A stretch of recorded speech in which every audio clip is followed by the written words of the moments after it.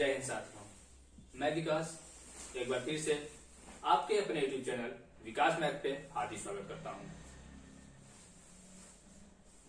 आज ये particular video Uttar Pradesh SI की जो 9534 वैकेंसी थी, जिसका एग्जाम हो चुका है, आंसर की आ चुका है, हमारे सारे साथी मिला भी चुके हैं किसका कितना नंबर बन रहा है, कितने क्वेश्चन सही हैं।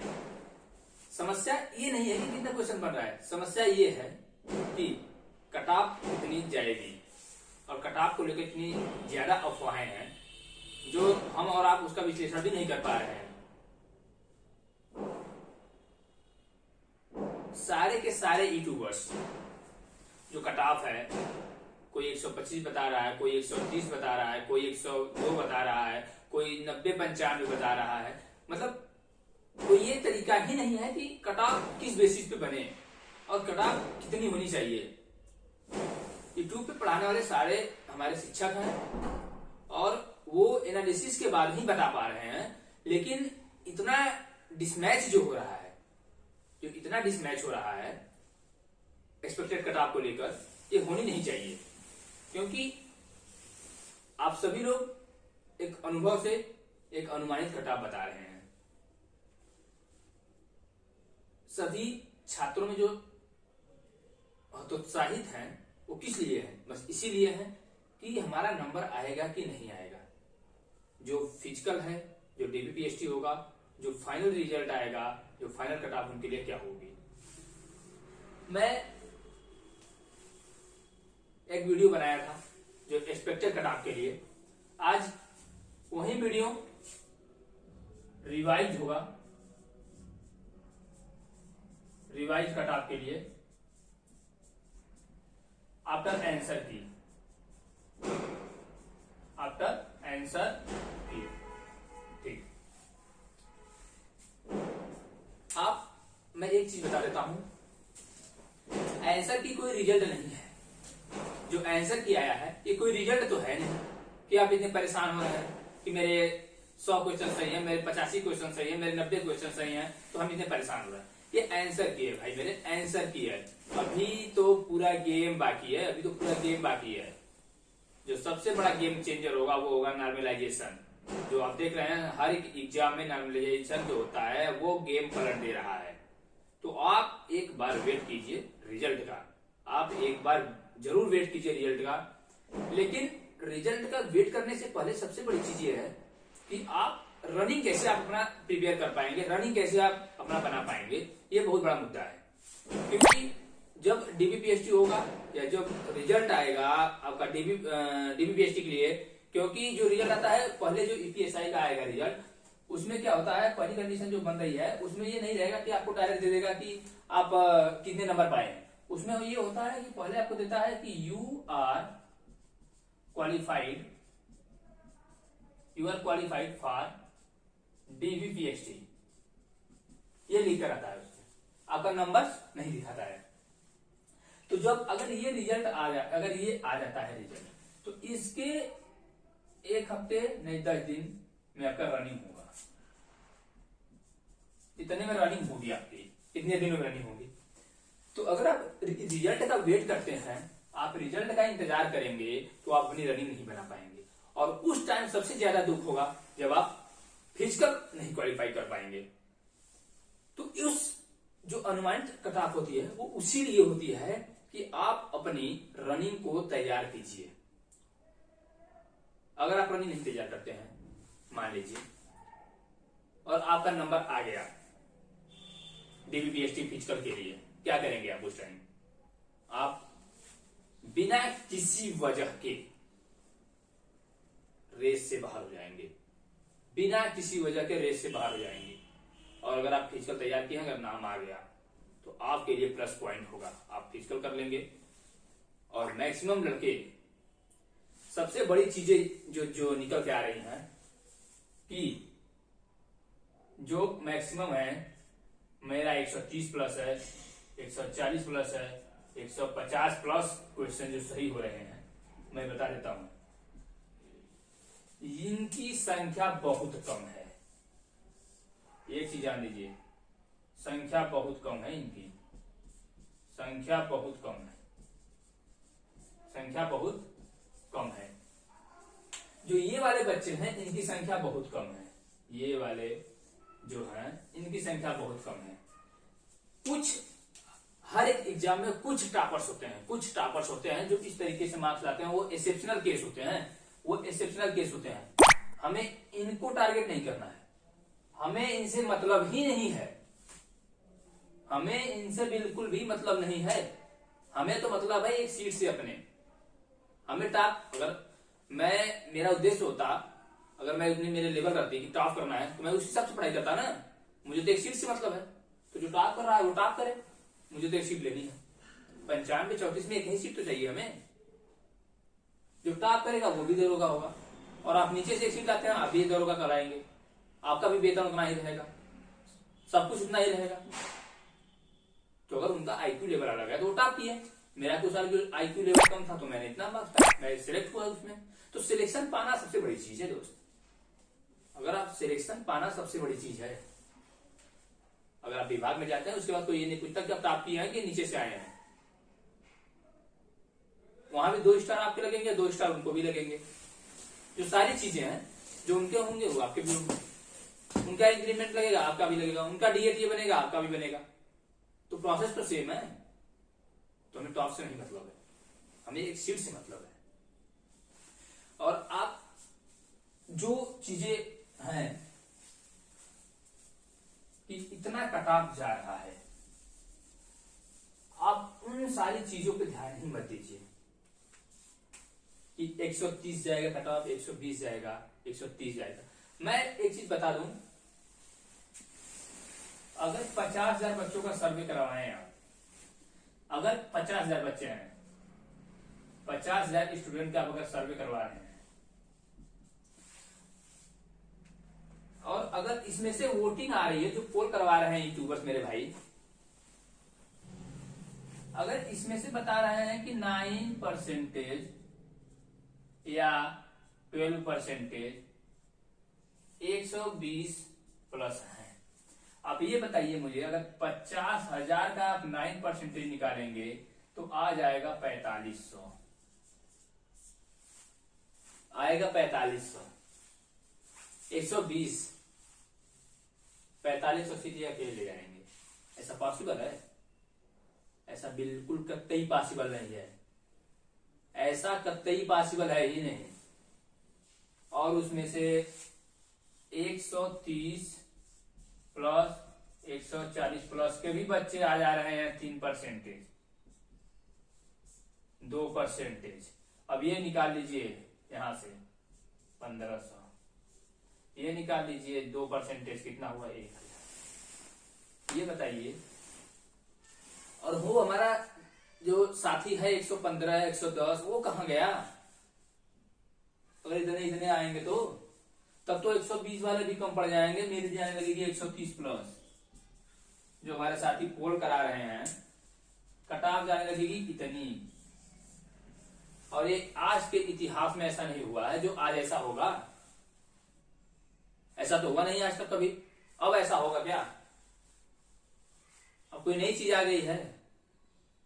आज भी वही क्वेश्चन आ रहे हैं, आज भी वही टीचर्स पढ़ा रहे हैं। प्लेटफॉर्म चेंज हो गया है, थोड़ा सा प्लेटफॉर्म चेंज हो गया है, थोड़ा सा डिजिटल प्रोग्रामिंग डेवलप की है, और डिजिटल के माध्यम से, तो इसका ये मतलब नहीं कि डिजिटल से अगर पढ़ाई होने लगी तो जो स्टूडेंट पहले 100 पता था वो 150 पाने लगेगा, ऐसा पॉसिबल नहीं है। जो जितना मेहनत तब करता था बुक से वो भी उतना ही मार्क्स पाता। उस टाइम भी IAS PCS होते थे, उस टाइम भी दरोगा होते थे, उस टाइम भी कांस्टेबल होते थे जब बुक से पढ़ाई होती थी। ऐसा नहीं है कि आज डिजिटल पढ़ाई होने लगी तो आज सबका IQ लेवल चेंज हो जाएगा, ये सब चीजें नहीं है। हाँ ये है कि अब जो क्षमताएं हैं पढ़ने की वो बढ़ी हैं, वो बढ़ी हैं। ठीक है, अब देखिए सबसे बड़ा चीज और क्या फैक्टर है इसमें, कट ऑफ का और सबसे बड़ा फैक्टर क्या है कि जो 2017 था, 2021 इसमें जो सेक्शनल क्वालिफाई था, सेक्शनल क्वालिफाई था 50%, और ओवरऑल भी क्या था, ओवरऑल सारे सब्जेक्ट में भी 50% था। लेकिन 2021 में क्या हुआ, जो सेक्शनल क्वालिफाई हुआ वो 35% और 50%। ये बहुत बड़ा मायने रखता है। ये सबसे बड़ा इस बार कट ऑफ थोड़ी सी हाई जाने का सबसे बड़ा फैक्टर ये है, जो सेक्शनल कट ऑफ है, जो सेक्शनल कट ऑफ है, ये सबसे बड़ा फैक्टर रहा है। फिर भी इसका ये नहीं मतलब कि सभी साथी हर सेक्शन सबका स्ट्रांग हो। कुछ एक न एक सब्जेक्ट सभी साथी भाई का किसी न किसी पॉइंट पे वीक है, वो पॉइंट वीक है, वो आपको ध्यान देनी है, वो सबका वीक पॉइंट है। अब जो फिजिकल के लिए अनुमानित कट ऑफ है, मैं कोई दाता तो हूं नहीं, या कोई भी यूट्यूबर दाता नहीं है जो ये बता दे कि नहीं इतना ही जाएगा तो इतना ही जाएगा, लेकिन वैकेंसी बहुत है, वैकेंसी बहुत है। तो इस वैकेंसी के हिसाब से अगर लेंगे आप, तो general, OBC, EWS, SC, ST और आपका फीमेल ये है आपका, यहां मैं लिख देता हूं मेल, ठीक। और ये है वैकेंसी आपकी 95-34, ठीक। ये एक्सपेक्टेड कटाव है मेरे भाई, ये एक्सपेक्टेड कटाव है जो आपको फिजिकल के लिए, आप फिजिकल कीजिए, आप फिजिकल बिल्कुल कंटिन्यू रखिए। अगर जनरल में आपका 105 से 110 बन रहा है, 105 से 110 बन रहा है, तो आप बिल्कुल फिजिकल की तैयारी कीजिए, स्टार्ट कर दीजिए। और ओबीसी में अगर आपका 102 से 107 बन रहा है, ईडब्ल्यूएस का 100 से 105 बन रहा है, एससी एसटी अगर आपका 85 से 95 बन रहा है, एससी एसटी अगर आपका 85 से 95 बन रहा है, तो आप फिजिकल कीजिए, आप फिजिकल कीजिए। जो सबसे बड़ी चीज अब इसमें फिजिकल ही बचा है। और जो फीमेल का कट ऑफ है, ये आपका अगर ये 85 अगर क्वालिफाई कर लें, बस 85, ये 80 सारे सेक्शनल क्वालिफाई हों, ये कट ऑफ में आएंगी, फीमेल कट ऑफ में आएंगी, बस वो सेक्शनल क्वालिफाई कर लें। इसमें एक्स सर्विसमैन और freedom fighter, dependent freedom fighter, ये भी बस सेक्शनल क्वालिफाई हो, सेक्शनल क्वालिफाई कर लें, सेक्शनल और ओवरऑल क्वालिफाई कर लें, दोनों क्वालिफाई कर लें, बस ये सिलेक्ट हो जाएंगे। बस सेक्शनल क्वालिफाई और ओवरऑल क्वालिफाई कर लें, ये सिलेक्ट है। ये जो है कट ऑफ, ये जितने जिसके भी मेरे जिस भी साथी कितने बन रहे हैं, आप फिजिकल की तैयारी कीजिए, क्योंकि बाद में पछताने से अच्छा है कि आप इस टाइम फिजिकल कर लीजिए। सबसे बड़ी चीज यही है, क्योंकि अगर कट ऑफ इसके अराउंड होगा, क्योंकि कट ऑफ इसके अराउंड ही होगा। वैकेंसी 9534 है, एक भी वैकेंसी है 100, 200, 500 नहीं है। हमें 1500 बच्चों से मतलब भी नहीं है जो एक्सेप्शनल केस हैं, जो टॉपर हैं, हमें उनको नहीं लेना है। वो तो हर एक वैकेंसी में होते हैं जो टॉपर होते हैं, और टॉपर से हमें कोई मतलब नहीं होता है। हमें मतलब होता है इस वैकेंसी के जो टॉपर्स हट जाते हैं, उस वैकेंसी से जो रिमेनिंग वैकेंसी होती है, हमें उससे मतलब होता है। तो ये कट ऑफ है। आप उन चीजों से बचिए जो आपको डिमोरलाइज कर रहे हैं, जो अपने बैच को लॉन्च करने के लिए, पेड कोर्सेज चलाने के लिए कट ऑफ 120, 125 बता रहे हैं, आप उनसे बचिए। मैं ये नहीं कह रहा हूं कि वो गलत होंगे, तो ये नहीं कह रहा हूं कि वो गलत होंगे, और मैं ये भी नहीं कह रहा हूं कि वो सही है। अगर कट ऑफ 120 बता रहे हैं और कट ऑफ अगर 105, 107, 108, 110 चल गया, वो जिम्मेदारी लेंगे आपकी दौड़ की। अगर वो जिम्मेदारी लेंगे आपकी दौड़ की? कोई नहीं लेने वाला है यूट्यूबर्स, कोई जिम्मेदारी आपकी नहीं लेगा। तो ये आपकी जिम्मेदारी बनती है, सॉरी ये आपकी जिम्मेदारी बनती है, आप अपनी फिजिकल की तैयारी कीजिए। आप सिंसियर हैं, ग्रेजुएट हैं और आपके अंदर इतना अनुभव है, आप पेपर दे रहे हैं, आपके पास इतना अनुभव है कि हम कितना क्वेश्चन करेंगे ताकि हम फिजिकल दे पाए, और फिजिकल के लिए मुझे कॉल किया जाए। तो मेरी आपसे ये रिक्वेस्ट है कि अगर आपकी इतनी बन रही हैं, इतना बन रहा है, इधर -2 और यहाँ +2 भी कर लीजिए, -2 +2 ये भी बन रहा है। अगर आपका इधर -2 कर लीजिए, अगर इतना भी बन रहा है आप फिजिकल कीजिए, बाद में पछताना न रहे दोस्त, क्योंकि फिजिकल टफ है। और जो 140 150 है ना, जो 140 प्लस 136 प्लस 130 प्लस 120 प्लस है ना, ये फिजिकल ही नहीं क्वालिफाई कर पाएंगे। मैक्सिमम लोग फिजिकल क्वालिफाई नहीं कर पाएंगे, ये गारंटी है मेरी। ये फिजिकल नहीं क्वालिफाई कर पाएंगे, ये गारंटी है मेरी। आप देख लीजिएगा और प्रीवियस उठा के देख लीजिए, कितने लड़के क्वालिफाई करते हैं, 50% आउट हो जाते हैं, आउट ऑफ रेस होते हैं 50%। तो अगर इतने आपके बन रहे हैं तो मेरी रिक्वेस्ट है आपसे, आप अपनी फिजिकल तैयार कीजिए, आप अपनी फिजिकल तैयार कीजिए और कट ऑफ इसके अराउंड ही रहेगी। और सबसे बड़ी चीज, जो सबसे बड़ा फैक्टर है वो आपका है नॉर्मलाइजेशन। नॉर्मलाइजेशन सबसे बड़ा फैक्टर नॉर्मलाइजेशन है। अब रिजल्ट का इंतजार कीजिए, हतोत्साहित तो बिल्कुल भी मत रहिए, आप मोटिवेट रहिए। जिंदगी से बड़ी नहीं है ये दरोगा की भर्ती, आपकी जिंदगी से बड़ी नहीं है। ये जिंदगी आपको सिखाती है, आपको अनुभव देती है किस तरीके से जीना है। अभी और सारी वैकेंसी आएंगी, ऐसा तो है नहीं कि अगर आपकी दरोगा में नहीं निकली तो आप जी नहीं पाएंगे। यही तो जिंदगी आपको सिखाती है। आप मोटिवेट रहिए, अपने आपने एग्जाम दिया है, आप ग्रेजुएट हैं और आपके अंदर पेशेंस होनी चाहिए।